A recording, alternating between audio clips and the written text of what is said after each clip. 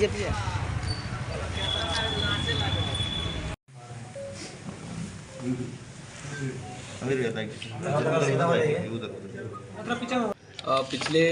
कुछ महीनों में मुजफ्फरपुर ज़िले के साइबर पुलिस स्टेशन के द्वारा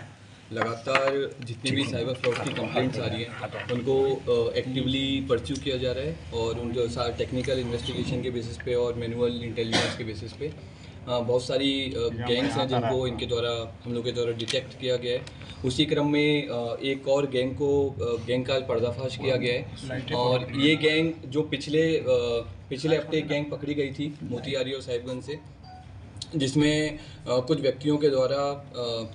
एक फ्रॉड कॉल करके जिसमें अपने आप को पुलिस ऑफिसर या फिर पुलिस लोकल स्थानीय पुलिस थाने से बता करके और उनकी किसी करीबी को ये चीज़ बोल करके कि वो पुलिस के कब्जे में बोल करके उनसे पैसा मांगा जा रहा था, फिर ठगी की जा रही थी, साइबर फ्रॉड किया जा रहा था। इसी तरह की एक और गैंग है जो बेतिया के जौकटिया गांव से चलती है और इस गैंग का मोडस ऑपरेंडी रहता है कि वो एक किसी व्यक्ति को कॉल करते हैं और कॉल करके बोलते हैं कि आपके द्वारा आपके बच्चे ने रेप किया है या फिर कि कोई अपराध किया है और पुलिस के कब्जे में है, और पीछे से एक व्यक्ति चिल्ला रहा होता है और वो उस तरह से एक माहौल क्रिएट करने की कोशिश करते हैं कि सही में वो बच्चा पुलिस की कस्टडी में है और उससे फिर पैसा ठग लेते हैं। और ठगने के बाद में ये चीज़ रियलाइज़ होती है कि उनके वो ठगी का शिकार हो चुके हैं। इसी तरह की एक कंप्लेन हम लोग के पास में 29/3/2024 को साइबर थाने में रजिस्टर की गई थी। इसमें FIR दर्ज करते हुए महज 24 घंटे के अंदर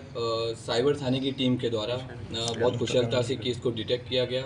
और इसमें 3 व्यक्तियों की गिरफ्तारी की गई है और जौकटिया गाँव से बहुत सारे ATMs, मोबाइल फ़ोन, 1.5 लाख के आसपास कैश रिकवर किया गया है, लैपटॉप रिकवर किया गया है। इसके अलावा जिस महिला के साथ में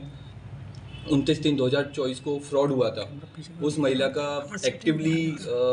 साइबर थाने के द्वारा उस केस को परस्यू करते हुए पूरा पैसा होल्ड कर दिया है, तो उस महिला को भी जल्दी पैसा रिकवर हो जाएगा। सर, पहले से लोग ट्रेनिंग दिया जाता था क्या ऐसे करने के लिए? अभी तक के अनुसार में ये चीज़ बहुत साफ़ है कि उस गैंग में बहुत सारे लोग हैं, उस गांव के बहुत सारे लोग शामिल हैं और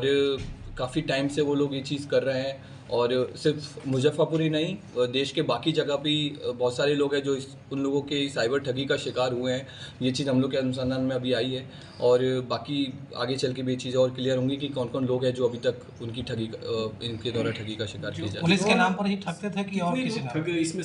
गैंग बहुत बड़ी है इनकी, लेकिन अभी हमारा अनुसंधान चल रहा है। अनुसंधान में सारी चीज़ क्लियर हो जाएगी कि कितने अकाउंट्स यूज़ हुए हैं, किस तरह से लोग सिम यूज़ करते थे, कितनी गैंग शामिल थे और जिन लोगों को हमने पकड़ा है उन्होंने भी बहुत लोगों के नाम बताए हैं, तो उन सब लोगों के बाद छापेमारी की जाएगी तो इसमें और लोगों के नाम सामने आएंगे। इनके गैंग सर बांग्लादेश भी काम करते हैं जो ये चीज़ अभी हम लोग नहीं बताएंगे कि बांग्लादेश से कर रहे थे कौन, लेकिन हाँ विदेशी कुछ ना कुछ इसमें मतलब दूसरे देशों से भी गैंग को ऑपरेट किया जा रहा था। कौन से देश से किया जा रहा था वो हम इसको रिवील नहीं कर सर, इससे पहले भी एक पुलिस बनकर जो अपराधी की साइबर फ्रॉड का घटना कर रहे थे, इससे भी उनका संबंध है क्या? अभी तक हमें इन दोनों गैंग्स में कोई ऐसा रिलेशन सामने आया नहीं है, लेकिन हो सकता है कि कोई रिलेशन हो तो वो आगे के अनुसंधान। लेकिन दोनों का तरीका सेम है तो हो सकता है आगे के अनुसंधान में कुछ ना कुछ रिकवर्स में सर क्या है? रिकवरी मैं आपको ऑलरेडी बता चुका हूँ कि हमारे पास में मैं आपको एग्जैक्ट बता देता हूँ, 1,33,000 हम लोग के पास नगद रिकवर हुआ है, एक लैपटॉप है, अलग अलग बैंकों की 7 पासबुक है, चेकबुक हमें मिली है, ATM कार्ड की नई फ्रेश किट मिली है, क्योंकि इन लोगों के द्वारा कुछ लोगों को कन्विंस किया जाता था और कई लोगों से ATM कार्ड और सिम को ख़रीदा जाता था 3500 से 3,000 रुपये के बीच में। तो कुछ लोग थे जो ATM खरीदते थे, सिम खरीदते थे और ख़रीदने के बाद कुछ लोग थे जो उस सिम को किसी जो फ्रॉडस्टर्स हैं जो कॉल करते थे उनको लोग बेचते थे। विदेशी करेंसी भी है इसमें शामिल?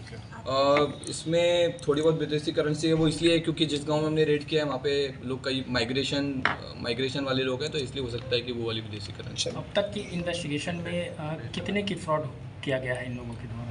क्योंकि हम लोगों ने 24 घंटे के अंदर ये पूरा केस डिटेक्ट किया है, तो ये वाला भी एक्सरसाइज नहीं हुई है कि टोटल ये लोग कितना फ्रॉड कर चुके हैं, लेकिन ये सारे बैंक अकाउंट का जब हम लोग एनालिसिस करेंगे और सारे बैंक अकाउंट्स को हम लोग चेक करेंगे, बैंक से जब हम बात करेंगे ऑफिशियली हम लोग उनसे सारा रिकॉर्ड मांगेंगे, तब ये चीज़ ज़्यादा अच्छे से क्लियर हो पाएगी। Thank you sir. ये बता सकते हैं कि ये